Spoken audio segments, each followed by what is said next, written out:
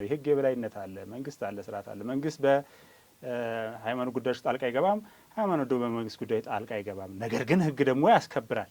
እኛ መንግስትን የመረጥነው ለምንድን ነው? መንግስት እኮ ዋና ነገሩ የህግ የበላይነትን ማረጋገጥ። ማህበራዊ ሚዲያ ላይ ወጥተህ የሆነ ነገር መናገር ቀላል ነው፣ ውጤቱ በጣም አደገኛ ነው። ኡስታዝ ወይም ከፓስተር ወይም ከቄስ የማጠብቀው ክብረ ነክ የሆኑና አይደለም አንድ ግለሰብን ማህበረሰብን ያስቆጣል። በጣም መልካም የሆኑ ማህበረሰብን የሚገነቡ ትውልድን የሚያስቀጥሉ ሀሳቦች ደግሞ ሙሽሽ ብለው ሲቀሩ እናያለን። በሚዲያ ላይ የተሸነፉ ኃይሎች በሚዲያ እየመጡ ባለበት ሰዓት ላይ ድንገት ብድግ ብሎ ሰላሌ እንትን ሀገር ነው፣ የጠንቋይ ሀገር ነው፣ የመተተኛ ሀገር ነው በድፍረት ሲናገር ነው ይሄማ ትክክል አይደለም።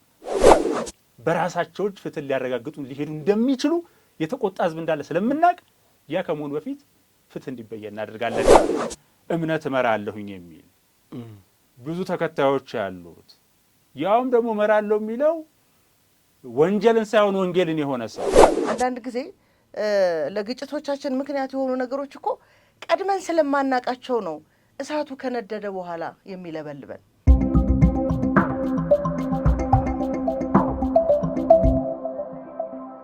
ጤና ይስጥልኝ፣ እንዴት ሰነበታችሁ? ክቡራትና ክቡራን የሀቅና ሳቅ ሚዲያ ተመልካቾቻችን፣ እንግዲህ ዛሬ በልዩ ዝግጅት መጥተናል። እንደምታዩዋቸው በዚህ ስቱዲዮ በተለያየ ርዕሰ ጉዳይ ከዚህ ቀደም ሲል በአንድ ዓመት ተኩል አካባቢ የነበረንን ቆይታ የምታስታውሱት ይመስለኛል።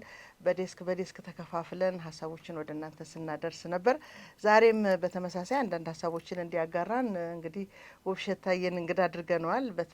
በስተቀኝ ደግሞ ያው ከስፍራው ሳይሆን ከቦታው ከስቱዲዮ ቴዎድሮስ አያሌው ደግሞ የሚያጋራን ሀሳብ ይኖራል። እንደሚታወቀው እንግዲህ በተለይ በዚህ ሳምንት በማህበራዊ ሚዲያ በጣም የተለያዩ ርዕሰ ጉዳዮች ተነስተው ሰፊ ሽፋን የተሰጣቸው አበይት ጉዳዮች አሉ። ማህበራዊ ሚዲያዎቻችን ጎጂ ጎን አላቸው፣ ጠቃሚም ጎን አላቸው በሚለው ሁለት የተለያዩ ጽንፍ የሚነሱ ሀሳቦች የሚነሳበት ሚዲያ ነው እና ዛሬ እኛም ይህንን ጉዳይ ብንዳስሰው ብናየው ብለን ነው ወደ ስቱዲዮ የገባ ነው። በዚህ ጉዳይ ላይ እንግዲህ ሀሳቦቻችንን እናጋራችኋለን። ውብሸት እንኳን ደህና መጣህ ልበልና እስቲ አንደኛውን ርዕሰ ጉዳይ ላስቀድም መሰለኝ። ከእንደርታ እስከ ሰላሌ የምትለውን ትንሽ ዳሰስ አድርገናት ወደ ርዕሶቻችን እንመለሳለን። በጣም ከልብ ነው የማመሰግነው። በነገራችን ላይ አንድ ዓመት ተኩል እንደዚህ ዓመት አካባቢ እንዲሁ በቀጥታ ሀቅና ሳቅ ሚዲያ ላይ እንደዚህ እንትን አልበል እንጂ ከአቤ ጋር እንገናኛለን፣ መረጃዎችም እንላላካለን፣ እዚህ ለስቱዲዮም ለልጆች እንልካለን። በተለይ ሊገባ አካባቢ ከሆነ እንደዚህ ሊንኮች ልክለታል ያላያቸው ካሉ እሱም እንደዚሁ በተለይ በጣም ወሳኝ የሆኑ ጉዳዮች ከሆኑ ይደውላል። ሁላ መነሳት ያለበት ትክክል የተሳሳተ ነገሮች ካሉ እንደዛ ነው የምናደርገው።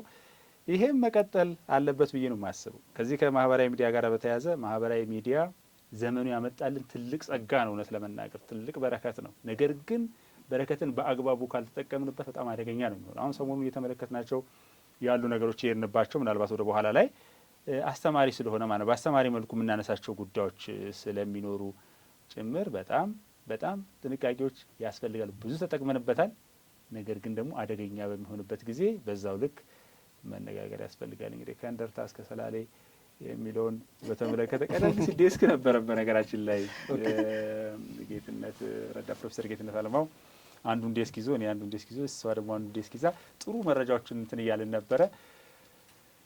እንግዲህ ነገሮች ወደ ሰላም እየተመጣ ዴስኩ ፈረሰ መሰለኝ አላውቅም።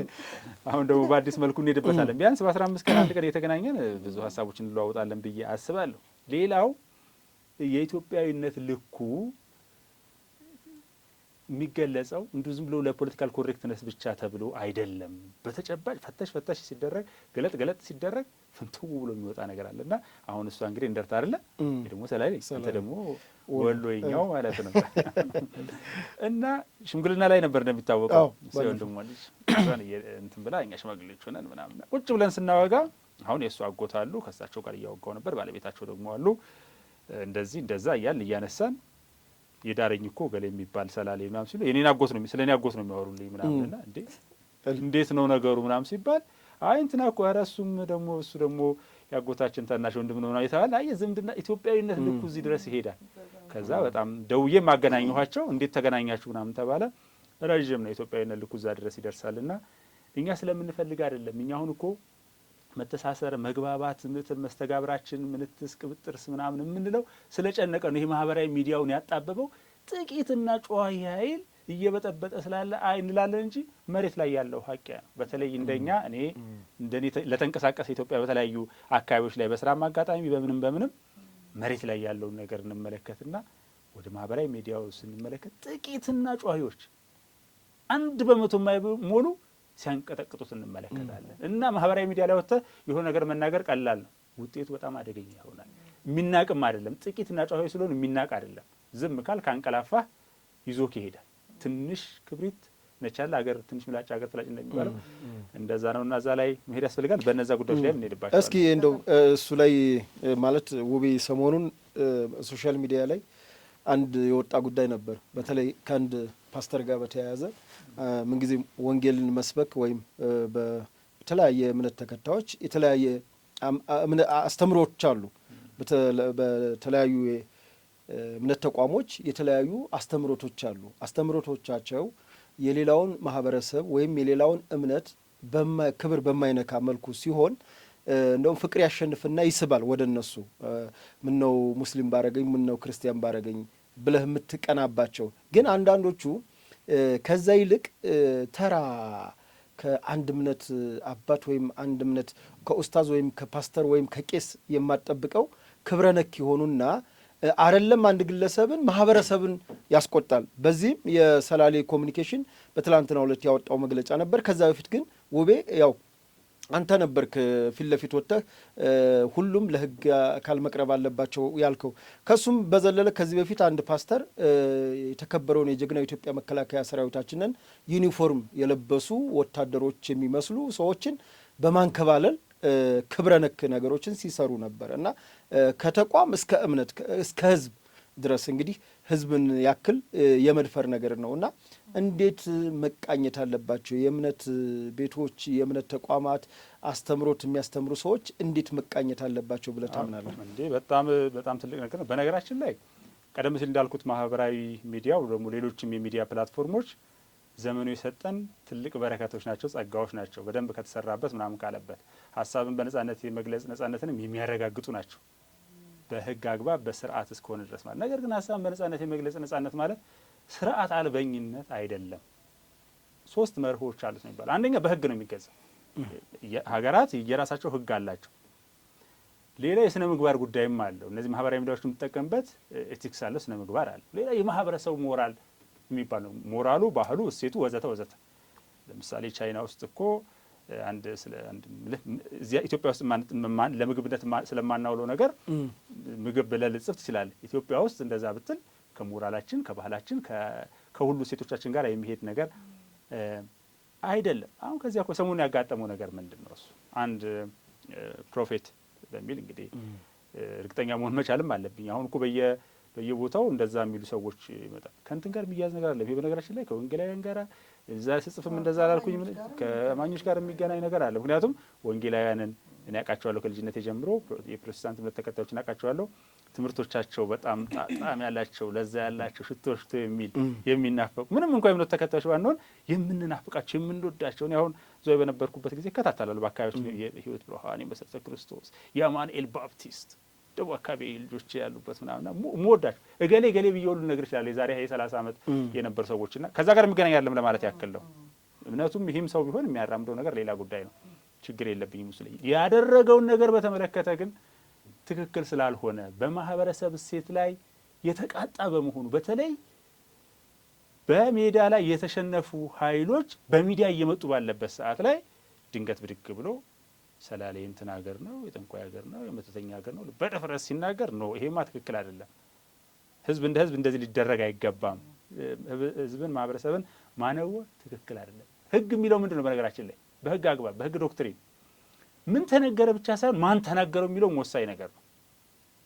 ምክንያቱም ማቅለያና ማክበጃ የሚባል ነገር አለ። ለምሳሌ የትምህርት ደረጃው ዝቅተኛ ስለሆነ የተናገሩ ሰው ብለህ ታቀልለታለህ። ምን ተናገረ ሳይሆን ማን ተናገረውም ስለሚባል ማለት ነው። እምነት እመራለሁኝ የሚል ብዙ ተከታዮች ያሉት ያውም ደግሞ እመራለሁ የሚለው ወንጀልን ሳይሆን ወንጌልን የሆነ ሰው ወይ ስለ ወንጀል እናውራና ወንጀል ነው መራው ብሎ አንድ ሰው ስላለ ህዝብ እንዲህ ሰይጣን ነው ይበለው ምንድነው እሱ ጠንቋይ ነው ምናምን ይበል እንደዚህ ይሄ በታሰበ በታለመ ጥላቻና ንቀት በተሞላበት መንገድ ነበር ሲያንጸባርቅ ነበር። እሷም ደግሞ አዎ ልክ ነው አዎ እያለ ትላለች። ስለዚህ እሷ በህግ አግባብ በቁጥጥር ስር ውላለች። በትላንትናው ዕለት እኔ ሁሉም ቦታዎች ላይ ስንንቀሳቀስ ነበረ። ፌዴራል ፖሊስን ጨምሮ ፒኤም ኦፊስን ጨምሮ ፍትህ ሚኒስቴርን ጨምሮ በህግ አግባብ ይጨርሰናል። በህግ አግባብ ምላሽ ማግኘት ያለባቸው ነገሮች ስላሉ ማለት ነው። ይህን ተከትሎ እንግዲህ በገጻቸው ላይ ያወጡት ነገር ነበር። ዛሬ ደግሞ ይኸው ፕሮፌት በቅንፍ ነው የማደርገው ማወቅ ስላለብኝ ማለት ዝም ብዬ ፕሮፌት ብዬ ነቢይ ብዬ እንትን አልልም። እርግጠኛ መሆን ስላቃተኝ ማለት ነው። ይቅርታ ለመጠየቅ የሞከረበትን ቪዲዮ ተመልክቻለሁ። አጓጉል የሆነ ይቅርታ ጠየቅ ነገር ነው የተመለከትኩት። እንዳው ከደበራችሁ በቃ እሺ እንግዳው ይቅርታ አይነት ነገር ግን ያላልኩም አይነት ነገር በግልጽ ለተደረገው ይቅርታ እንኳን አይደለም። ወንጌል እኮ ቀኝን ሲመትህ ግራህን ስጥ፣ የሚያሳድዷችሁን ጸልዩላቸው፣ እንደዛ ነው አድርገሃል በድልኸኛል እንኳን ለሚባለው ነገር መግደርደር ይታያል። እንደዚህ አይነት ይቅርታ የለም አጓጉል የሚባል ማለት ነው። አንድ አባባል አለ። በድሮ ጊዜ ሰርግ ቤት ሲኬድ ገንዘብ ያለው ሰው ሀብታም ነው የሚባል 25 ሳንቲም ይሰጣሉ። ስለዚህ ስታስመዘግብ ትልቁ ትንሹ ይባላል። ትልቁ ካልክ 25 ሳንቲም ነው። ሳንቲም ብዙ በነበረበት ጊዜ ነው። ትንሹ ካልክ ደግሞ 10 ሳንቲም ነው። አንዱ 15 ሳንቲም መስጠት ፈለገ። ትንሹም ትልቁም ብሎ ለመመዝገብ አስቸገረ እና አጓጉል ብለህ መዝግበዋል። አጓጉል የሆነ ነገር ነው ይሄ ማለት ይቅርታ ብያለሁ አድርጌያለሁ ያደረኩት ነገር ስህተት ነው እንዲህ ማለት በድያለሁ ብሎ እንኳን በማህበራዊ ሚዲያ ላይ ምላሽ ቢሰጥ ይቅርታ ቢጠይቅ በህግ አግባብ ግን መመለስ መቻል አለበት። ሀገር ካለ መንግስት ካለ የህግ ተቋማት ካሉ ይሄ ነገር መሰራት መቻል አለበት። ያለበለዚያማ የፈለከውን ነገር አድርገህ የፈለከውን ነገር ተናግረህ ትርምስምስ ፈጥረህ ሊሆነች አንድ ነገር አሁንም ልጨምር። የህክምና ትምህርት ቤት ነው እና የፋርማሲ እያስተማረ መምህሩ መሰጠት ያለበት ዶዝ 500 ግራም የሚል ነው እና አንዱ ቀጭቃዣ ተማሪ እጁን አወጣና 5000 አለ 5000 ግራም አለ። ከዛ መምህሩ በጣም አዝኖ ማስተማሩን ቀጠለ። ልጁ ግራ ገባው። ለምንድን ነው እሱ ልክ ነህም ስህተት ነህም አላለኝም ብሎ ሲያስብ ቆየ ምናምንና ከዛ ትዝ ሲለው ለካ 5000 ነው ያለው። ይቅርታ መምህር ብሎ እጁን አወጥቶ እንደገና 500 ነው አለ። አይ ሰውየው እኮ ሞቷል እኮ ሰውየው ምን አድርግ ነው የምትለኝ? ጥይትን ከተኮስካት በኋላ ቆይ የምትለው ነገር አይደለም። ማህበረሰቡ ላይ ያደረሰው ጉዳት ሰላሌ በነገራችን ላይ ጠንቋይ ያገራል። እኔ በነገራችን ላይ አንዳንዶች ምን እያሉ ነበረ ከስር በገጹ ላይ እንደ ሰላሌ ሲነካ እኔ በነገራችን ላይ ፌዴራል ፖሊስ ሜጄ በቃ ሲነካ አካባቢ መጣር ለማን ብለው አስቀውኛል። እንደዛ አይደለም።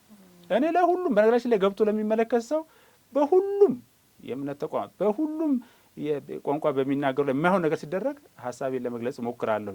ነገር ግን ከዚህ ጋር በተያያዘ መቼም እንግዲህ 50 ዓመት ይሞላል ይመስለኛል በእድሜያችን እና የምናውቀው አካባቢ ስለሆነና ለመሳሰሉ ነገሮች ስላሉ በዛ ደረጃ ሲደረግ የእነ አቡነ ተክለ ሃይማኖት የእነ አቡነ ጴጥሮስ ሀገር ስንት ተቀጣሪ ባንዳ ሊሬ የተከፈለው ሊቀ ጳጳስ የሚባል ኢማም የሚባል ፊት አውራሪ የሚባል ራስ የሚባል ሊሬ እየተሰፈረለት ኢትዮጵያን ለጣሊያን ለመሸጥ ሲያስማማ ሲደልል፣ አቡነ ጴጥሮስ ግን እንኳን አይደለም ሰው መሬቱ ብትቀበላው ግዣለሁ ብለው በመትረየስ ተቀጥቀጠው ሞተው ክብርን ሉዓላዊነትን የሀገር ምንነትና ማንነትን አሳይተው ነው ያለፉት። አቡነ ጴጥሮስ የሆነ አካባቢ የሆነ ቀራጢት ውስጥ ልከታቸዋል። የኢትዮጵያ ልጅ ናቸው። የኢትዮጵያዊነት ልክ ናቸው። ለዚህ ኢትዮጵያውያን በየትኛውም ጊዜ በየትኛውም አጋጣሚ ሲነኩ ብድግ ነው።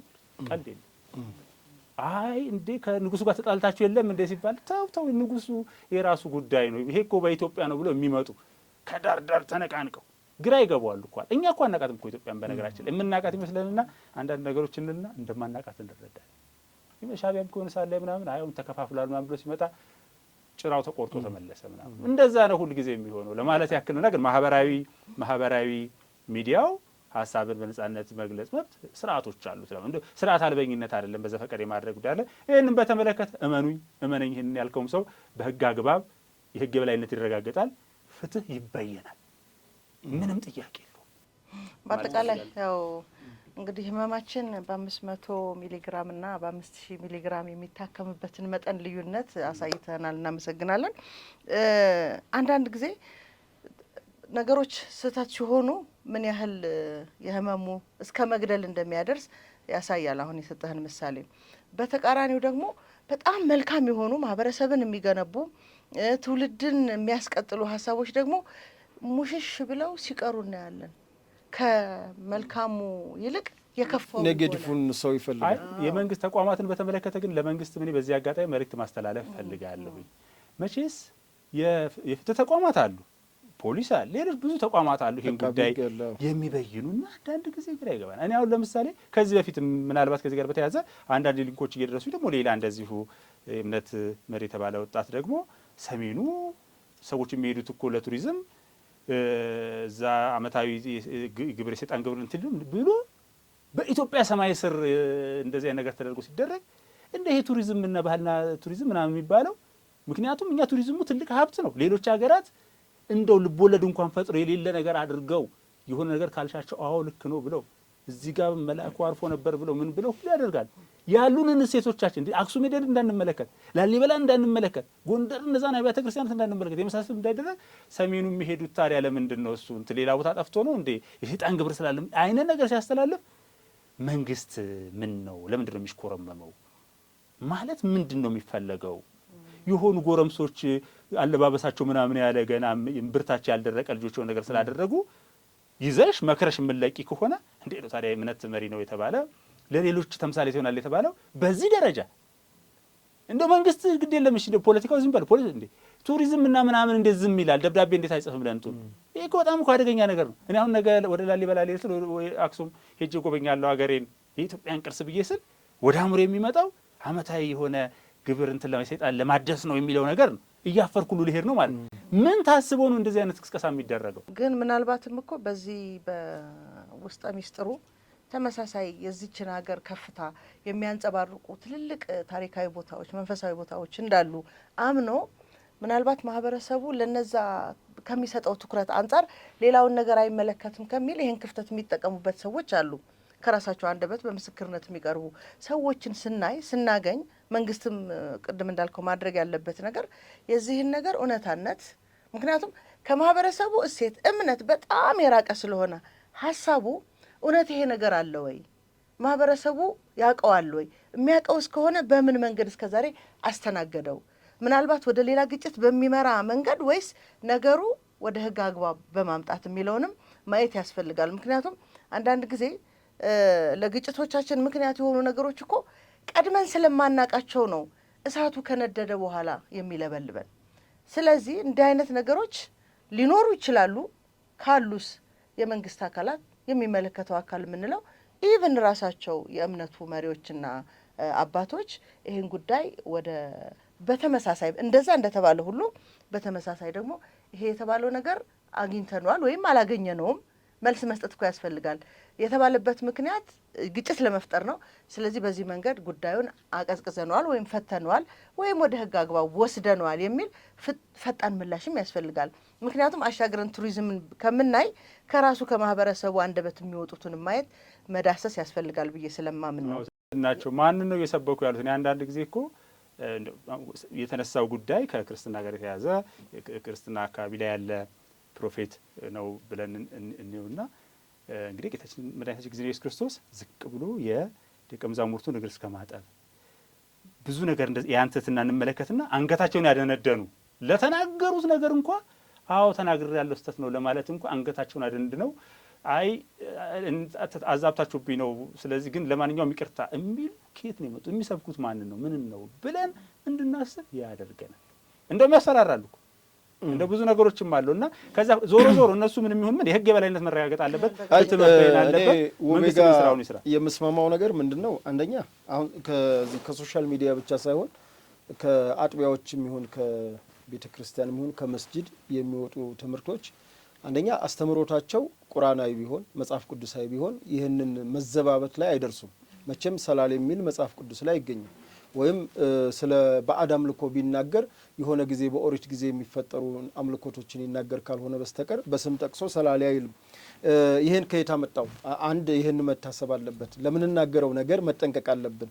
ፍቅርን ከሆነ የምንሰብከው ህይወትን ከሆነ የምንሰብከው አንድን ማህበረሰብ አስቆጥተን አንድን ማህበረሰብ አይደለም። እንግዲህ ካስተምሮት እኮ ጌታችን ኢየሱስ ክርስቶስ በአማኞቹ ማለት ነው ጌታችን ኢየሱስ ክርስቶስ አንዷን የጠፋችውን በግ ነው ሊያድን የወረደው እና ለአንዷ እንኳ ነፍስያ እንትን አለው ክብር አለው እና ከየት የመጣ ነው? ህዝብን በጅምላ ጠንቋይ ነው፣ ህዝብን በጅምላ እንዲህ ነው ብሎ መፈረጅ፣ ይሄ ህዝብን ማስቆጣቱ ብቻ አይደለም አስፈላጊውን የህግ ቅጣት። ምክንያቱም ከየት አመጣው? አስተምሮትም ከሆነ እንግዲህ ወይ እንደዛ አይነት አስተምሮትም ተጀምሮ ከሆነ የተመዘገበበትን ሰርቲፊኬት ያምጣ ሰውየው። አለበለዚያ ግን ህዝብን እንደ ህዝብ እንደዛ በነገራችን ላይ ጎንደርም ላይ ባለፈው የተወሰነ ነገር ተፈጥሮ ወዳውኑ እርምት በአጥቢያ ደረጃ ተወስዷል። ከዛ ላይ የሃይማኖት ጉባኤዎች አሉ። የሃይማኖት ጉባኤ እንዲህ አይነት አስተምሮ የሚያስተምሩ ሰዎችን እንግዲህ መንግስት ጣልቃ ይገባል ማለት አይደለም። ሁከትና ግርግር የሚያስነሳ ነገር ሲፈጠር የህግ የበላይነት ይረጋገጣል በሁሉም ዘንድ። የእምነት ነጻነት ነው እንጂ የሚፈቀደው ማህበረሰብን እንደ ማህበረሰብን የሚፈርጅ ነገር የሚፈቅድ ህግ የለም። ይሄ የሞራልም ጉዳይ ስለሆነ ግለሰቡ አስፈላጊውን ቅጣት ማግኘት አለበት። ድራማውንም የተሳተፉ አካላት በዛ ልክ፣ ምክንያቱም በዚህ ልክ አስተምሮት ያስተምራን ብዬ ስለማላምን። ምክንያቱም ብዙ ክርስቲያኖች ጓደኞች አሉኝ፣ ብዙ ሙስሊሞች ጓደኞች አሉኝ። ሁሉም 10ቱ ትእዛዛት ያግባባናል፣ ሌሎች አስተምሮቶች ናቸው። እነዛም ደግሞ አንዳቸውም እንኳ ህዝብን አይፈርጁም። ስለዚህ ለመሸፈን መሞከር አያስፈልግም። ይሄ ሰሜንኛ የሚለውን ጉዳይ ምናልባት ከእሱ ጋር እንድታያይዘው አንድ በቅርብ ቀን ለተከታታይ 14-15 ቀናት ፕሮግራማቸውን ወደ ሚዲያ ያመጡ በቀድሞ የኦርቶዶክስ እምነት ቄስ ናቸው። ዛሬም በዛ መንፈስ ሆኖ ግን መጽሐፍ ቅዱስን ጠቅሰው የሚናገሩ ሰው አሉ። እንድታያይዝልኝ ፈልጌ ነው። ይሄኛውስ ምንድን ነው የሚያሳድረው ተጽዕኖ? ወይስ እንዴት ነው ቶሎ ብለን ነገሮቹ የሚታከሙበትን ነገር መፍጠር ያለብን የሚለው እንድታየው ፈልጌ ነው። ቆይ አሁን እኚህ ሰው እዛ ነበርኩ ብለው በማስረጃ አስደግፈው ጭራሽ የቀድሞ የኢትዮጵያ ኦርቶዶክስ ቤተክርስቲያን ጳጳስ ሰርተፍኬት እንደሰጧቸው ሁሉ የገንዘብ ድጋፍ ሁሉ እንዳደረጉላቸው ይናገራሉና አንዳንድ ጊዜ የተቀመጡበት ቦታና ወንበር እነሱን ከፍታቸውን ስለሚገልጽ ብቻ ያንን ተጠቅመው ደግሞ ታሪክንም እምነትንም እሴትንም የሚያጠፋ ነገር ጥለው እየሄዱ ከሆነ ያ ነገር መቀጠል ስለሌለበት ማስቆም ስላለብን ወይም ደግሞ ያሉት ነገር እውነት ይሁን ውሸት መረጋገጥ ስላለበት፣ ምክንያቱም ቅድም እንዳልኩት አሁን ላለው ትውልድ አሁን ላለው አማኝ ሌላ ክብሪት የምትለኩስበት ወይ የምታነድበት መሆን ስለማይገባው እነዚህን ነገሮች ለማስተካከል ዛሬ እየተወራ ያለውን ነገር እንንቀሰው ብዬ ነው። እኚህ የእምነት መሪ የእምነት አባት በአክሱም ኖህ መላእክት የሚባሉ የ72 የአጋንንት ሊቀመንበር የአጋንንት ማህበር አባል ነበርኩኝ ይላሉ። እንግዲህ አክሱም ውስጥ ነው። ቅድም እንዳለው አክሱምን ለመሄድ ገና ስታስበው እንዲህ ነው እንዲህ ብለህ እንድትል የሚያደርግ ንግግር ነው። ይሄ ነገር እውነት ነው አይደለም ደግሞ ማጣራት ያለበት አካል ቀድሞ ማጣራት አለበት። ምክንያቱም የሚያፈርስ ነገር ነው። እውነት ከሆነም ያፈርሳል፣ ውሸት ከሆነም ያፈርሳል። እያባበል ነው፣ እያስታመም ነው፣ እየፈራ ነው ከሄድን እንዴ እኔ ስለ ራሴ ፈርቼ ስለ ልጆቼ ነገ ያልሆነ ነገር ትቼ የሚሄድ ከሆነ አደጋው ዞሮ ዞሮ ይቀጥላል። እኔም ፈራው፣ ልጆቼም ሊፈሩ ነው። ነገር ግን እዚህ ጋር ማጥራት ያለብን ነገር ሲኖር ሁለቱንም ጫፍ ነው መንካት ያለብን ብዬ አምናለሁ። ይሄ ከሰላሌው ጉዳይ ጋር አይገናኝም። ምናልባት አንተ ከመጽሐፍ ቅዱስ ሬፈረንሳችን ከሆነ ስላልክ ነው። ይሄ ነገር ንግግር ብቻ ሳይሆን እኔ መቼስ ቅድምም ደጋግሜ እያልኩት ነው። የህግ የበላይነት አለ፣ መንግስት አለ፣ ስርዓት አለ። መንግስት በሃይማኖት ጉዳዮች ጣልቃ አይገባም፣ ሃይማኖት ደግሞ በመንግስት ጉዳይ ጣልቃ አይገባም። ነገር ግን ህግ ደግሞ ያስከብራል። እኛ መንግስትን የመረጥ ነው። ለምንድን ነው? መንግስት እኮ ዋና ነገሩ የህግ የበላይነትን ማረጋገጥ ነው። የህገ መንግስቱ አንቀጽ 4 ምንድን ነው የሚለው መሰላችሁ? የሰው ልጅ ክብሩ የመጠበቅ የመከበር መብቱ የተረጋገጠ ያለ ቁጥር 1 ላይ እንኳን አይደለም የሆነ እምነት እንኳን አይደለም የሆነ ተቋም ወይንም የሆነ ማህበረሰብና የመሳሰሉ ነገር ከዚህ አኳያ ወጥተው የተናገሩት ነገር እንተውና ለምሳሌ አንድ ሰው የሆነ እምነት ሲሆን አለ ኢትዮጵያ ኦርቶዶክስ ተዋሕዶ ቤተክርስቲያን ውስጥ አገልጋይ ሆኖ የነበረ ካህል ሊሆን ይችላል። በወቅቱ ለቆ ከወጣ በኋላ መስቀሉን ይዞ ጥምጥሙን አድርጎ እነዚህ ንዋየ ቅድሳትን አድርጎ የሆነ አባል ውስጥ ሆነ ይቀጥላል። አዎ ይሄ ትንኮሳ ነው።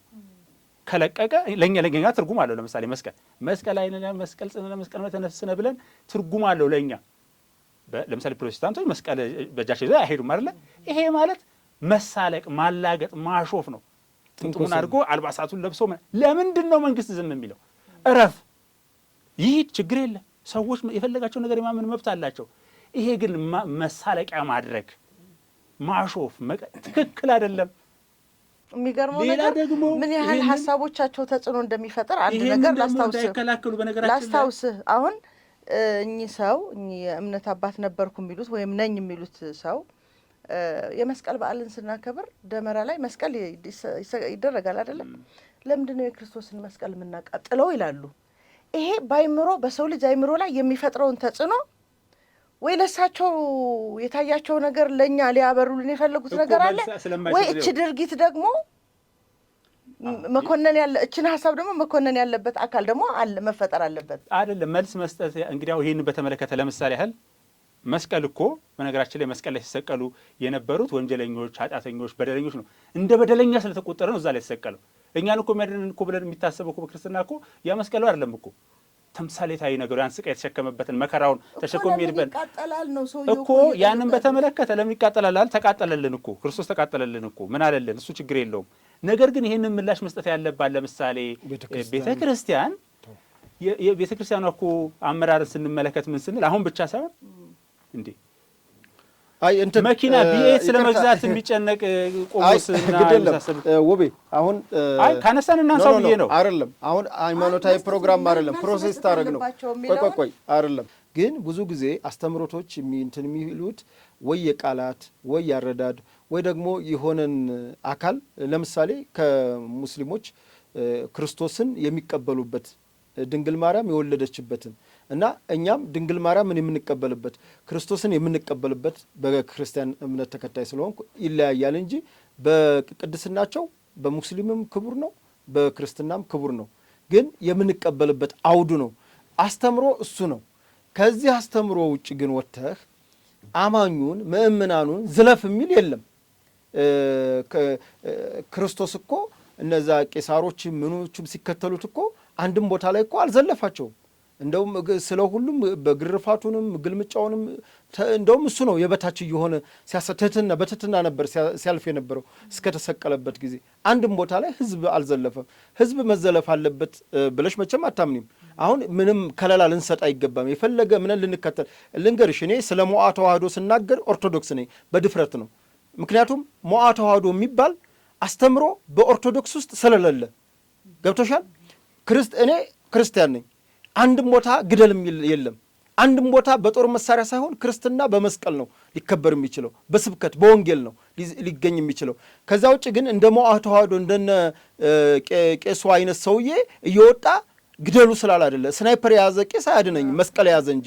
ስለዚህ እኔ ሞዓ ተዋህዶን በምናገርበት ልክ አንቺም በዛ ልክ ደፍረሽ ልትናገር ይገባል። ገብቶሻል? እዚህ ጋር ምንም ምን ሸዋውደ ነገር ሞዓ ተዋህዶን እንደ ገዳይ አድርገው ያሰቡትን የተቃወማለው ወይ በተለይ ከእምነቱ ውስጥ ያሉ ሰዎች ተቃውመዋል። እንዴ ትላንት አሁን ሼር ያደረኩትን ካይሻቸው አባት በጣም እንግዲህ የጎንደር ሀገረ ስብከት ናቸው። በደንብ ተቃውመዋል፣ እየተቃወሙ ነው። አንዳንዴ አቡነ አብርሃም ተቃውመዋል። እንደ የባህር ዳሩ ሀገረ ስብከት ኖ እዚህ ጋር ግልጽ እንሁን። ይኸውላችሁ ተቃውመዋል። አባቶች በገባቸው ልክ ተቃውመዋል። ልንገርሽ ኦርቶዶክስ ላይ የተፈጠረውን ነገር ልንገርሽ። ለምሳሌ አቡነ ሳይሮስ ላይ በኦሮሚያ ክልል በኦሮምኛ ወንጌል ይሰበክ ስላሉ ገፏቸው። እሳቸው ባላቸው አማራጭና ባላቸው አካሄድ ሄዱ። ለዛ ነገር ይቅርታ ጠይቀው ወደ ሲኖዶስ ተመለሱ። ነገር ግን በትግራይ አባ ሰላማ የሚባል ሰው ምን አደረገ? ከኢትዮጵያ ኦርቶዶክስ ተገንጥያለሁ እኔ ትግራይ ነኝ አለ። አንድም አማኝ በአቡነ ሳይሮስን ባወገዘበት አውድ አቡነ ሰላማን አላወገዘም። እንደውም አደገኛው የአቡነ ሰላማ አካሄድ ነበር። ልንገርሽ ጎጃም ላይ ከቅዱሱ ከአቡነ ማቲያስ አፈንግጫለሁ ብሎ የቅባት እንትን ጳጳስ ሊቀ ጳጳስ እንትን ብለዋል። እንግዲህ አቡን ፈጥረዋል። ጎጃም ላይ ያለውን አንድ የሚያወገዘ ሰው የለም። እንደ አማኝ ከሆነ ኦርቶዶክስ ከሆነ ሁሉም ቦታ ላይ የሚደረጉ አላስፈላጊ ነገሮች ከኦርቶዶክስ ያላት አንድ ሲኖዶስ ነው፣ አንድ ጳጳስ ነው። በዚህ ልክ እንደ አማኝ እንደ ወንጌል ከሄድነ ከአቡነ ማቲያስ ውጭ ሌላ ሊቀ ጳጳስ ሊኖር አይገባም። ነገር ግን ትግራይና ጎጃም ላይ የተፈጠሩትን ልክ አቡነ ሳውሮስ ላይ እሳቸው የወሰዱት ምንድን ነው? ወንጌል ይሰበክ ነው። ወንጌል ደግሞ በጵራቅሊጦስ እንደሚለው ወንጌልን እንዲሰብኩ ለሐዋርያቶች በቋንቋ በ72 ቋንቋ ፈጠረላቸው ነው የሚለው። አየሽው? አሁን በቋንቋው ሰው ወንጌል ይሰበክ ማለት ነው ወይስ ሊቀ ጳጳስ ልሁን ነው ወንጀሉ? የትኛው ነው ኦርቶዶክስን የሚከፍለው? እና ይሄንን በግልጽ ካላወገዝን፣ ሌላው አቡነ አብርሃም አውግዘዋል። ይሄ ሞዓ ተዋህዶን ውጭ ሆነው ደግሞ ጠቅላይ ሚኒስትርን እንግዲህ ሰው ለንጉሱ ይጸልያል፣ ለንጉሱ ይለምናን እንጂ አድማ ብተና ይበትንህ ቄስ ጳጳስ ከእንትን አስገብቶት አብይን ግንባሩን የሚል ይጥፋ የሚራገም ተራገሙ አትልም ቤተ ክርስቲያን። ለሚረግሟችሁ መርቁ ነው የምትለው። ይሄን ነው አሁን እያልኩሽ ያለሁት። አሁንም የሰላሌ እንደ ህዝብ ስለተነካ ነው። እንደ መሪ ስለሆነ መሪዎች በሆድ ስፋት ያዙት። አየሽው ልዩነቱ። እዛ ጋ ግን ህዝብ ነው የተነካው። ቀጥተኛ ህዝብ ነው። ህዝብን ስነኪ ይወርሻል። በቃ እንዴት ነው ንብን ስነኪው ሰራዊቱ መጥቶ ነው የሚወርሽ። ግን ቢያንስ እዚህ ጋር ጠቅላይ ሚኒስተሩ ናቸው እዚህ ጋር ይገደሉም የተባሉት የተወገዙትም መንግስታቸውም። አይሹ ባለፈው ሳምንት ያነሳነው ነገር ነበረ።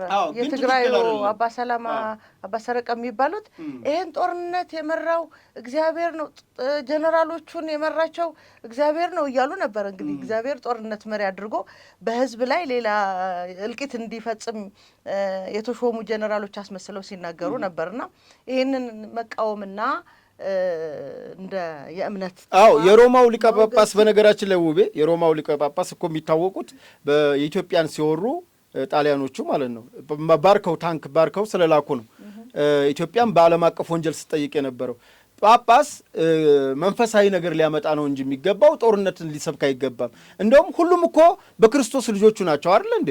በክርስቶስ ልጆቼ ናችሁ፣ አምሳል ናችሁ፣ ማንም በግራም ማንም በቀኝ መውደቅ የለበትም፣ ሁላችሁም የአዳም ዘር ናችሁ ብሎ መስበክ ሰላምን መስበክ ያለበት የሃይማኖት አባት ነው። ሌላውም እምነት ተከታይ ማለት ነው። እስልምናም ሁሉም የአደምና የሐዋ ልጆች ናቸው።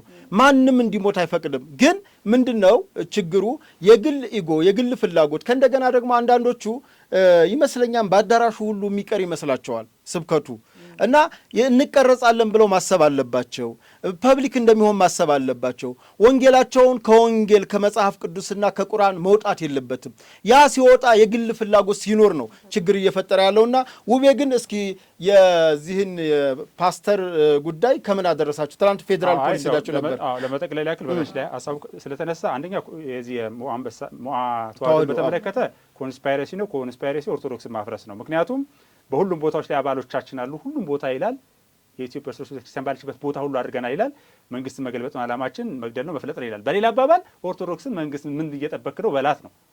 ኮንስፓይረሲ ይሄ ነው። ባጭ እሱን እኮ ነው የምለው። አሁን ኦርቶዶክስ ነን ካለ በኋላ ስለ ማፍረስ የሚያወራ ከሆነ እዛ ውስጥ የተሰገሰገው ሀሳብ ይሄን የሚያራምደው የእውነት ኦርቶዶክስ ነው ወይ? አይ እንዴት ሊሆን ይችላል? ኮንስፓይረሲ ነው እያልኩ ነው እኮ። አሁን ይሄ ሞዓ ተዋህዶ የተባለው እኮ ለማስመታት ነው። ተቋሟን ለማስመታት በደንብ ተደራጅቶ ሁሉም ቦታ አለ ይላል። መሳሪያ እያስገባን ነው እየተዘጋጀን ነው ምናምን ይላል። በሌላ አባባል በሏት ነው ቤተክርስቲያኗ። ይሄንን ማወቅ ያስፈልጋል። እኔ ቅድም ለማንሳት የፈለግኩት ሀሳቡን ስጠቀልለው ሰዎች ወጥተው እንኳን እንደዚህ በሚያደርጉበት ሰዓት አንደኛ መንግስት ትክክል ያልሆኑ ነገሮች ሰውን የሚያስቆጣ ቅር የሚያሰኝ ነገር ሲደረግ፣ አንድም እንደዚሁ ሰው እንደዚህ መክተፊያ ነው ታቦት እንደዚህ ነው ምናምን ሲል ወጥቷል። በቃ ሌላ እምነት እያደረግናል። ለእኔ የፈለገኝን ነገር ይሄ ያድነኛል ብዬም ልበል። እምነት የግል ነው፣ ሀገር የጋራ ናት ነው የሚባለው። እና አሁን ሁለት ነገሮች አሉ። አንደኛ የመንግስት ተቋማት ስራቸውን መስራት እንዳለባቸው፣ ሁለተኛ እምነቱን ደግሞ እንመራለን የሚሉት እንደው ቤት ስለ መግዛትና ምናምን ጭንቀት ውስጥ ይተውትና ሃይማኖታዊ ጉዳዩን ብቻ ያዙት። ይሄ ዝም ብሎ በየጫካው ሰው የሚያደራጁትን ምን የሚሉትንም ይተውት። የእምነቱን ጉዳይ ብቻ ያዙት። ፖለቲካ ውስጥ አይግቡ፣ ውንብድና ውስጥ አይግቡ፣ ምናምን አይበሉ። ሁሉም ቦታ እንደዛ ነው። ግን ተቋማቱ እንዴት ይለዩዋቸዋል እነዚህን ሰዎች? ለምሳሌ በቅርቡ በአማራ ክልል ያየነውን የፋኖን ገንዘብ ይዞ መጥቶ ያቀብለን ነበር ምናምን ብሎ የሚነግራቸው የእምነት አሁን ተቋም ውስጥ ያሉት ሰዎች የሚያሳልም ሰው አለ እንዴ? እንዴት ነው ነገሩ? ወደ ሰገባው መልስ እኮ ነው ሳንጃ። ሰይፍን የሚያነሱ በሰይፍ ይጠፋሉ እኮ ነው የሚለው እኮ እምነቱ ምናምን እና ክላሽ እዚህ ጋር ይዞ የሚያሳልም ካህን ሲባርኳና እንዴ አውደ ምሕረት ላይ መጥተው እንናገር ምናምን ሲሉ አይ ኖ ልክ ጌታችን እንደተሰቀለው ስቀሉኝ እንጂ ነው ሂዱና ሌላ ቦታ ተሰብስባችሁ እንትን በሉ ማለት ይችሉ ነበር። ዞሮ ዞሮ ይሄንን ነገር እንደው የትግራይ ነገር ከተነሳ ይሄንን ነው ብዬ ነው የማስበው። ጉዳዩን ይሄንን ቀደም ሲል የተነሱትን ፕሮፌት ተመለከተ እንደው ሁለት ሶስት ማንሳታችን በጣም እንትን እላለሁኝ። ነገር ግን በህግ አግባብ የህግ የበላይነት ይረጋገጣል፣ ፍትህ ይበየናል። 4 ነጥብ። ይሄ ምንም ጥያቄ የለውም። በህግ አግባብ ጨርሰናል ምናምን ብለናል። ምክንያቱም አንድ ግለሰብ ከ5 ሚሊዮን ህዝብ አይበልጥም፣ ወይንም አንድ ግለሰብ ከ130 ሚሊዮን ህዝብ አይበልጥም። ምክንያቱም የኢትዮጵያን ህዝብ ነው ማህበረሰብ ነው የበደለው። ወጥቶም ሊያጣጥለውና አጓጉላ አይነት ይቅርታ እንደጠይቀው አይደለም። ሁሉ ነገር ልካል። ይሄ ማለት ግን እንዳይሰቀል ይፈነጥ ይቆርጣል። የህግ የበላይነት መረጋገጥ መቻላል። አለበለዚያ ሰዎች በእጃቸው የህግ የበላይነትን ለማረጋገጥ ፍትህ ሊበይኑ እንዲሄዱ እንዲገደዱ ያደርጋል። ያንን ደግሞ እኛ አንፈቅድም።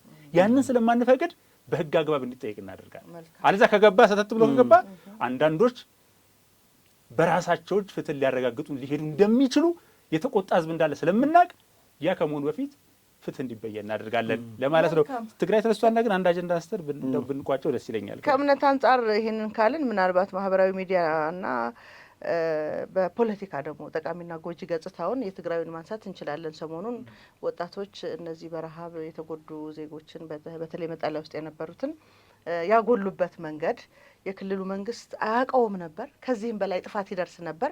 በተለይ ደግሞ ጥፋት በደረሰ ቁጥር የቲፒኤልኤፍ ነበሩ ድርጅት አባላት ሁልጊዜም ከሌላው ማህበረሰብ ጋር ከመንግስት ጋር ለማጋጨት የሚጠቀሙበት ዘዴ እንደሆነ ይታወቃልና ይህ ከዛ ሳይብስ ከዛ ከታየው ነገር በላይ ሳይሄድ በዚህ ደረጃ መንግስትም ፌዴራል መንግስትም አውቆት እውነታውን አውጥቶ ህዝቡ እንዲረዳ ያደረገበት መንገድ አንዱ ጠቃሚ ገጽታውን የምናይበት ነው። ራሱ የክልሉ ፕሬዚዳንትም አላውቅም ብሎ ሲያበቃ ይህንን ደግሞ ያወጡ ወጣቶችን ሲያመሰግኑ፣ ነገር ግን ፌዴራል መንግስት ማድረግ ያለበትን ባለማድረጉ የሚሉ ነገሮችን ለማወሳሰብ የሄዱበትን ፌዴራል መንግስት በቀጥታ እንደውም የእርዳታና አደጋ ጊዜ ማስተባበሪያ ያወጣውን መግለጫ አይተናል። እና እንዲህ አይነት ነገሮች ደግሞ ቀድሞ ነገሮችን ለማብረድ እውነታውን ለማጉላት ስንጠቀምባቸው አይተናል። ከእሱ አንጻር ነው እስቲ ውቤ እስኪ ትላንትኛ ሀሳብ ስለሰጠን ነው በጣም ነው የማመሰግነው። እንግዲህ የኢትዮጵያ አደጋና ስጋትና አመራር ኮሚሽን ይህ መግለጫ ወጥቷል። ምንድን ነው የሚለው ባጭሩ ሲጠቃለል ድጋፉ ከመጀመሪያ እስከ መጨረሻ ቁጥራቸው ይታወቃል ምናምን ማስረከቡን አረጋግጧል። ህጉ የሚለው ምንድን ነው? እሱ ለክልሉ ነው የምትሰጠው፣ ክልሉ ነው ኃላፊነቱን ወስዶ የሚያደርገው እንጂ አለበለዛ በእያንዳንዱ ነገር አይገባም። ስለዚህ አድርጓል። እንግዲህ ቲፒኤልኤፍ ወያኔ እንኳን ሌላ ራሱን የቻለ ትርጓሜ ስላለ ህወሓት ብንለው ይሻላል። ወያኔ ቃሉም እኮ ያፋን ኦሮሞ ቃል ወልታያኔ ነው። ምንም ምልህ የደቡብ ትግራይ የራያ ዘቦ ቆቦ ታጋዮች እንግዲህ ቀዳማዊ ወያኔ የሚባለው በነገራችን ላይ የምትለዋ ቃል ከ70 ዓመተ ምህረት በኋላ ነው የገባችው። ምክንያቱም 69 ላይ የተፈጠረው ሕንፍሽፍሽ አብዛኛውን ያጠቃው የሕንፍሽፍሽ የሚባለው ታሪክ አመራሮቹ ከማዕከላዊ ዞባ ሆነው ገሰገስት እያሉ ታሀህት እያሉ ምናምን መጥተው በኋላ ያንፈልገው የደቡቡን ማህበረሰብ ሊቀላቀል ስለፈለጉት ብቻቸውን ስለቀሩ የራያ የእንደርታ የተንቤን አካባቢ ያለው የአጋም አካባቢ ወደ ጦርነት ወደ በረሃው አልገባ ሲላቸው እችን የቀዳማዩን ወያኔ ታሪክ መዘው ነው የሁላችንም ነው አይነት አስተሳሰብ ለማምጣት ያመጣት ወናትና እሷን እንተዋት። አይ ለምን ማለት ቃሉንም ካስፈለገ ወልያኔ ነው እዛ አካባቢ ራያ ዘቦ ቆቦ የመሳሰሉት በየአመቱ እንትን አላቸው። በጋራ ወጥተው ብዙ ነገር የሚያደርጉበት ወልያኔ በጋራ ወጣን ታገል እንቅስቃሴ ያደረግን ማለት ነው። መጨረሻ ዘመቻውን ያደረጉት ተዋጊዎች ናቸው። እና እነዚህ ይሄ ነስባት ዳይናስቲ ምናምን ያደረገውን ነውርና ምናምን ሁሉ ጊዜ ህወሓት ሲነሳ ግን ረሃብ አለ። በረሃብ ነው የ77ቱ ማንሳት ይችላል። 95 በመቶውን የዘርፎ ይባል ሁሉ ጊዜ እንደዚህ ነው የሚያደርገው። የአንዳንድ ረሃቦች ስም እኮ እንደውም ሎሬት ጸጋዬ ገብረ መድኅን ይወርሳል ላይ ምናሉ በጣም ከባድ ረሃብ ገብቶ ስለነበረ የረሃቡ ስም ህወሓት ነው ብለው ነበር። እስከዚህ ድረስ ነው የሚሄደው እውነቱን ለመናገር ማለት ነው። እና ረሃብ ባለበት ቦታ ሁላ ያደርጋል። ዘግተው ቆልፈው ህዝቡን በረሃብ አቃጥለው ቲፒኤልኤፎች በነገራችን ላይ እንዳይደርስ አድርገው እና የሚሄደውን ገንዘቡን ባጀቱን ምኑን ሰራዊቱ እያደራጁበት ምናምን ለሌላ ዙር ጦርነት እንደገና እየተዘጋጁ ባለበት ሁኔታ ላይ አፈትልኮ የወጣ ነገር ነው። አጀንዳ አድርጎ ለመቅረጽ የሚሞከር ነበር። ሰው አልተራበም እያልን አይደለም ያለን። እስከዚህ ድረስ ጨካኞች አለ ትክክልም አይደለም። የኔ ወንድሞች የኔ እህቶች የኔ እናቶች ናቸው እዛ መከራ ስቃይ ያዩዋል። በማንጦስ የሚለውን ግን ይህ ሁሉ ጠባሳ በምን የተነሳ የሚለውን ግን ማረጋገጥ ያስፈልጋል። ዝንጀሮ ከኋላ እየሄደ ሌሎችን ዝንጀሮች ሲመለከታቸው መቀመጫቸው በሙሉ ጠባሳ ነው። ይህ ሁሉ ጠባሳ በምን የተነሳ አላሉ። እሱም እኮ ጠባሳ አለ። ስለዚህ የዚህ ሁሉ ጠባሳ መነሻው ቲፒኤልኤፍ ነው፣ ህወሓት ነው። የኢትዮጵያ ጠባሳ መነሻው ቲፒኤልኤፍ ነው በነገራችን ላይ እና ሰዓት በቃችሁ እያለ ነው መሰለኝ። በዚህ ልክ እንግዲህ ማህበራዊ ሚዲያ የነበረውን መልካም ተጽዕኖ አይተናል። ምናልባት እስከ ዛሬ ድረስ የመጡበትን መንገድ ዳግም ማስቀጠል የማይችሉበት ሁኔታ ላይ እንደተደረሰ የማህበራዊ ሚዲያ በጎ ተጽዕኖ የነዚህን ሁሌ በእልቂትና በረሃብ እነሱ ለፖለቲካ መጠቀሚያ የሚያደርጉ አካላት የመጨረሻ ምዕራፍ ይመስለኛል ይህ ታሪክ። በነገራችን ላይ አይታችሁ ከሆነ ልጆቹ የሶሻል ሚዲያ የተጠቀሙ ልጆች ከቅንነት ነው። ማንም ኢትዮጵያዊ ማንም መቼም ውቤ በዛ ሰፈር ብታልፍ አይ የሰላሌ ሰዎች ስላልሆኑ ብላ አታልፍም። ሰው በመሆናቸው ብቻ የምታደርገውን ነገር ነው ያደረጉት። እኔ ህወሓትን ስለማላምን ነው እንጂ ብሄድ ደስ ይለኛል። በቃ የሚታመን ድርጅት ስላልሆነ እኔ አምኜ እዛ አካባቢ አልሄድም። ሆነ የብዙ ሰዎች ሊያደርጉ ፈልገው በነገራችን ላይ ትላንት ከአንዳንድ የኛ የክብርም አባላት ጓደኞች የነበሩና አግኝቻቸው ነበረ። ሀሳብ አላቸው። እንደውም ሚስባህ መሰለኝ አጋርቷል። ወደ 250 ሺህ ብር ልደት ቀኑ 49ኛ ዓመት የልደት ቀኔን አስመልክቼ ብሎ አጋርቷልና አለ ሀሳቡ እኮ አለ። እንግዲህ ሚስባህ ጉራጌ ነው አይደል? ልክ አለ አይደለ? በቃ መቼም አንድ አሁን የብሔር ፖለቲካ ስላለ እንዲህ እንበል ጎሳ እንግለጽ ብዬ ነውና ከሰውነት አንጻር የምታደርገው ነውና ልጆቹን ያደረጉትን ነገር በጣም የሚደነቅ ነው። ምናልባት ሚስባህ ማን ነው የሚለውን ተመልካቾች እንዲያውቁ ፍቅር ያሸንፋል የሚለውን እንቅስቃሴ ብዙ ጊዜ ተጠቅሞ የተለያዩ ወደ አልከው አንድነትን ለመስበክ ወደ ፍቅር ለማምጣት እንቅስቃሴ የሚያደርግ ድርጅት ባለቤት በቃ እና አሁን እኒህ ልጆች እንግዲህ ይሄን ያክል ሞቲቬት ሆነዋል። ሁሉንም ሰው ግን ሰበቦቹ እኒህ ልጆች ናቸው። የህጸጽን ጉዳይ ይዘውት የወጡ ልጆች እና እኒህ ልጆች ታደንቃለህ። እኔ ወያኔ የገረመኝ ትላንትም ነግሬሻለሁ። ድንኩል የሚባል ሰው አለ። አርሚ 11ን የሚመራ ሰው ማለት ነው። ይሄ ምዕራብ ትግራይ በሚባለው አካባቢ በሽሬ አካባቢ የሚንቀሳቀስ የባህላዊ ጄኔራል ነው እና ይሄ ግለሰብ ምን ብሏል? ህዳር ላይ የዚህ የምዕራብ ትግራይ ተፈናቃዮች ቁርሴን ለሰራዊቴ ብለው ህዳር ላይ ነው እያልኩ ያለሁት። ቁርሴን ለሰራዊቴ ብለው በሬና የሆነ እህል አመጡልን ብለው ፖለቲካ የሰሩበት ከዚህ በፊት ደግሞ ሞንጀሪኖና ደብረ ጽዮን ምን ብለዋል? ውድብናን ይችን ድርጅታችን ካልወሰድነ አንመለስም ማለን ብለው በዚህ ተፈናቃይ ላይ ሲሰሩ ነበር። ህዳር ላይ እንግዲህ እኔ በምንም ሁኔታ የማትገምተው ስለሆነ ነው። ህዳር ላይ ቁርሴን ለሰራዊቴ ብሎ የሰጠ ታህሳስ ላይ አጽማቸው ነው የቀረው። ምን ያክል ቢራቡ ምን ያክል ቢቸገሩ ነው? ወይስ የዛን የአንድ ወሩን ነው መንጭቀው የወሰዱባቸው ለፖለቲካ ብለው? እና እኔ አሁን እዚህ ጋር ወያኔ መረብ 1977 የሰራችው ቢቢሲ ያጋለጠው መረብ ለአሸዋ ላይ ያን ሁሉ ትግራይ የጨረሱበት ታሪክ አለ። ከዛም በኋላ ሀውዜን ገበያ ላይ ገብተው ህዝቡን ለፖለቲካ ሲሉ ህዝቡን በጦር ጀት የደርግ ጀት እንዲያያቸው ተደርጎ የሀውዜን ከተነሳ እንደ አጀንዳ ከተነሳ አይ ገበያ ላይ ነው ድብደባ የተፈጸመ። የፈለገ ቲፒኤልኤፍ ሰራዊት ቢገባ ገበያ አደበድብም፣ ህዝብ አደበድብም። እሱ ራሱን ችሎ ግን ደስታ ነው የሚሻለው። ምክንያቱም ሁሌ እኔ ቆጨኛል ሰራዊት ስለገባ ነው እነሱ ስለገቡ ተበረርጎ ይመጣው። እንደዚህ አይነት ነገር አለ እንዴ? ገበያ መሀል ስለገቡ ነው ላይሆን ይችላል። መረጃው እኮ እና ገበያው በቡሉ ሳቦታጅ ሳያረጉ ይቀራል ብለህ ነው? ኖ እንትን ነው የሰለጠነ ፓይለት አብራሪ አውሮፕላን አብራሪ ገበያን፣ ህዝብን እና ደግሞ ታጣቂ ኃይልን ይለያል። ምንም ምንስ እንደው እኔን ሂድና መታ ቢሉኝ ታሪኩን ነው እንግዲህ አሁን ታሪኩን ስለሆነ ታሪኩን ነው እና እኒህ ሰዎች ለማንም አይራሩም። በቃ አሁን ቆይ የመታውን ተወውና ያስመቱትን ለምን አትጠይቅም? ያስመቱት ሰዎች ተወው፣ እሱን ኃላፊነት ተሰምቶ ቢተወው ያ ኦፕሬሽን ቢቀር ብለህ ታስባለህ እኮ ልክ ነህ። ነገር ግን እንዲመታ አድርገው ከተመታ በኋላ ደግሞ ስበው ወደ ጫካ ያስገቡበትን መንገድ ስታይ ህዝብን ምን ያክል ለዓላማቸው እንደሚጨክኑበት ማሳያ ናቸው። እና አሁንም እኔ ህጻጽ ላይ ያሳዩት ወጣቶችን አደንቃለሁ። ግን በቀናነት እዚች ጋር ኤርሚያስም የተወሰነ ነገር ብሎ የተንጫጩበት በኋላ ግን አሁን የዲጂታል ወያኔዎችም ወያኔን ህወሓትን አውግዘዋል። በነገራችን ላይ ግን አወገዙ፣ በሙሉ አወገዙ። አሁን አወገዙ። ደስ የሚል ሁኔታ ነው ያለው። በዚህ ልክ ህወሓት እሰራበታለሁ ያለችው ፖለቲካ ሲከሽፍባት እኔ በዘመኔ አይቻለሁ። በቃኝ። ገብተዋል። አሁን በእነዚህ በተቸገሩ ሰዎች ላይ ሊሰሩት የነበረው ነገር በራሳቸው የራሳቸውን ጥይት ነው የተኮሱት ራሳቸው እና ዲጂታል ወያኔዎቹ ማህበራዊ ሚዲያው መልካም ጎን ወይም ጠቃሚ ጎኑን ለማጉላት እሱን ነው እና አይ ትክክል። በነገራችን ላይ ከመጠቅለልሽ በፊት ያው ስለ ህወሓት አንድ የመጨረሻ ነገር ይገልጻል ብዬ እና ህወሓቶች ተሰብስበው እየተወያዩ ያለበት ቦታ ሰይጣን ሊያሳስታቸው ይሄዳሉ እና ትልቅ አድራሽ ናቸው። ቀስ ብሎ አድፍጦ ሊያሳስት ገብቶ እንግዲህ በመንፈስ አለ የሚገባው ሲያዳምጥ በጣም ደነገጠ። እነዚህ ማን የሚያሳስታሉ ብሎ እያማተበ ተመለሰ ይባላል። ሰይጣን እንትን የሚላቸው ናቸው፣ የሚያሳስቱ ናቸው። አመሰግናለሁ። መልካም እናመሰግናለን። እንግዲህ ማህበራዊ ሚዲያዎቻችን ጠቃሚና ጎጂ ጎናቸው ምን ይመስላል የሚለውን በዚህ ሳምንት በተለይ አቤት ያልናቸውን ርዕሰ ጉዳዮች አንስተን የሚጠቅመንን እንዴት መለየት እንዳለብን፣ የሚጎዳንን ደግሞ እንዴት መለየት እንዳለብን፣ በየእለት እለት ህይወታችን እንዴት መለማመድ እንዳለብን ለማስገንዘብ ያዘጋጀነው ፕሮግራም ነው። አብራችሁን ቆይታችሁ ስለተከታተላችሁን እናመሰግናለን። ውቤ፣ ቴዲ በጣም ነው የማመሰግነው። መልካም ጊዜ ይሁንላችሁ።